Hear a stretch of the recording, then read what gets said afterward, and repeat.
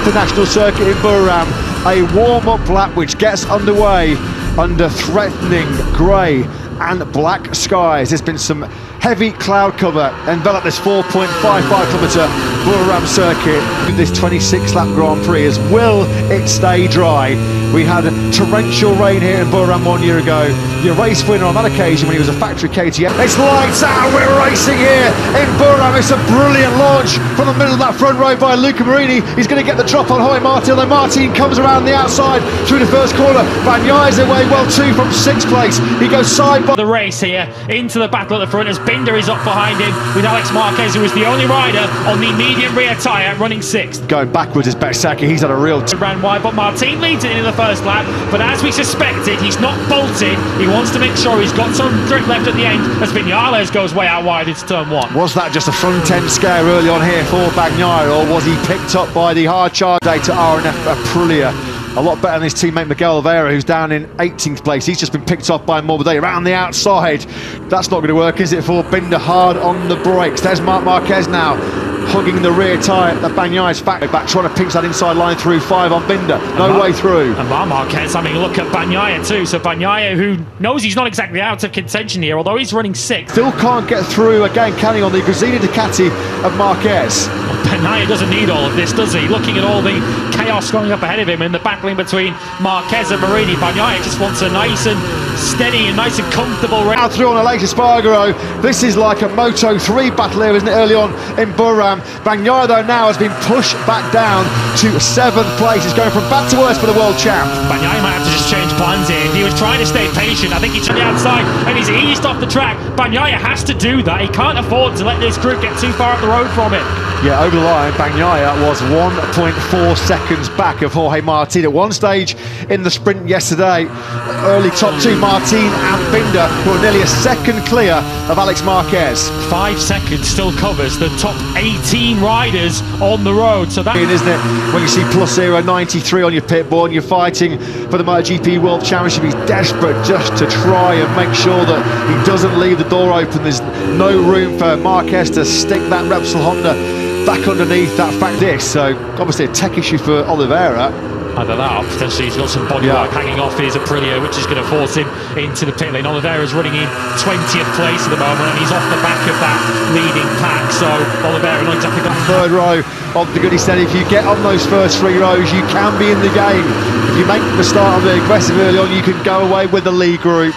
That's exactly what he's doing right now. Of course, he's probably profiting as well from the relatively slow pace. They've just got to calm down here, get back into their rhythm, because Marquez now has dropped. Espargaro and Marquez, that they have lost touch with this leading 5. It cost them over a second. Marc Marquez did a 1:32.2, which was over a second slower than the leaders are going, and the fastest rider on track is now the 5th rider in your picture, the world champion Pecco Bagnaia. Back-to-back wins for Johann Zarco. Something's happened to him on this lap. I think he maybe went wide at the end of the back straight because he's lost 6 places through the second sector of this lap. He's now down to 16th. Bezzecchi has got through on Marc Marquez as well. So Marco Bezzecchi. Australia, isn't it? He's kept his head. He's realised that it is a long race. We've still got 17 laps to go. The points are handed out at the end, and Pecco Bagnaia is starting to make his way into contention here.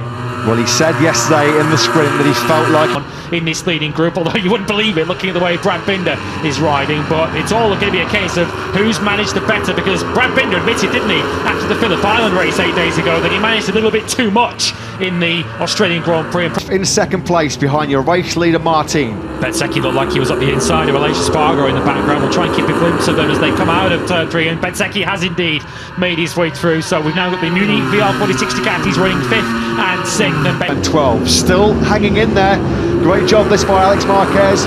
No obvious signs at the moment of his pace slacking off with that fading medium rear tyre. In fact, he's just in another 1:31.222. So he's still right now. We thought it might be the fading rear grip that was going to hurt Alex Marquez, but it's a front end washout that sees the former Moto2 and Moto3 world champion on the floor here in Mandalika. He tried so hard to save it, but it wasn't coming back. Marquez will never find out how that medium rear tyre would have managed in the second half of the race, because he didn't make it too far into the second half of the race. So I think what will be interesting now is how quickly Bagnaia zooms up to the back of Martin and Binder. I think when the lead group fire past your position down in pit lane. Bit of a horrible weekend for Zarco, fresh off his Phillip Island success in 13th place. As we just mentioned, Simon, this clearly is a race of strategy, a race of tactics. What have you made of it so far? Yeah, it really is. First of all, Alex beaten up, so he had to get on with it. But yeah, awesome job.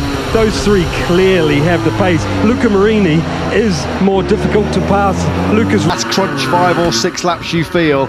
It's been as you were in your top two pretty much from the get-go here in Buriram, having to do some seriously hard work to get his way through from what, 7th or 8th at one stage early on this Grand Prix. Is Bagnaia. The pace continues to hold in those low to mid 131s. Fastest rider of that leading 6 at the moment was Alicia Spargaro, who is running in 6th as he tries to come back at the VR46 Ducatis. If there's ever a luxury position to podium potential that we thought he had through practice on Friday, then it's Ralph Fernandez and Joan Mir. Zarco, Morbidelli and Miller complete your point scorers at the moment with only 10 seconds covering the top 15. This feels like it's as close as Brad Binder. At least they're swapping the same paintwork, I guess you could say, as Marini then has the advantage back as they come through turn 5. This is the battle for 4th and 5th. Good for the sponsors, but it's not necessarily helping either of their podium prospects at the moment as they slowly finally through up into 4th place, on board with Binder. So good on the brakes on Friday practice and throughout this Buriram Grand Prix weekend. He's been mustered. He's been so good into turn 1 and turn 3 in the first sector. And with 7 laps to go at the end of this one, we're getting towards that stage where we're going to find out who has saved their tyre the best. Big threat coming here, isn't it, for Martin? Brad Binder has been close, but not close enough to... Longer, and here he comes up the inside of Martin. Here he goes, and Binder finally picks his moment, although he's going to go in wide, and Martin will squeeze back to the inside line. They rub knees together. That was really close. We now come through turn 10. So that Binder has made it through, but he hasn't been able to make it clearly through. And pull away at the front potentially here. Again, there's a big head shake coming on the KTM over in the blind crest with the 4th gear, turn 4. Grand Prix is number 89, Martin, who will be clawing back 9 points in this championship battle. He brakes as hard and as late as he dares into that tight turn 3. Binder again can't find his way through. It's already been a phenomenal sporting weekend, hasn't it, for South Africa after their Rugby World Cup triumph last night. And Binder on course for back-to-back KTMs here in Buriram. He leads over the line, 4 laps to go here. By attacking this early, just an advantage in terms of the edge grip through the faster flying parts of this Buriram circuit. Binder, what, 6 half-dozen bike lengths now clear of Martin. That's where he has been strong in this third split. He's now nearly 3.5 tenths clear. They did a 31.5 and a 31.6 respectively, so Martin is still very much in this, but you kind of feel, looking at this leading trio, that the most likely move to come next will be for 2nd place rather for the lead. You can see Binder there, that rear tyre was... Again, between himself and his chief title rival, it would be down to just 9 points. What can Bagnaia do here later? What can Binder do as well, as Martin then is back at the front of this Buriram Grand Prix? Here comes Binder. That's around the outside of both Martin and Binder. Astonishing bravery and skill there by the world champion. Last lap underway. Martin, Bagnaia or Binder, who is going to win this Thai Grand Prix? How did Bagnaia get... And what about Bagnaia? Has he got something up his sleeve? Is there an ace up his sleeve in that final sector? Treble in Thailand, pole, sprint win and the Grand Prix win in one of the best MotoGP races we've seen in many a long time. What a Grand Prix here in Buriram. Martin takes it by just over 1/10 of a second. But Binder himself must have known he was wide there coming through turn 4.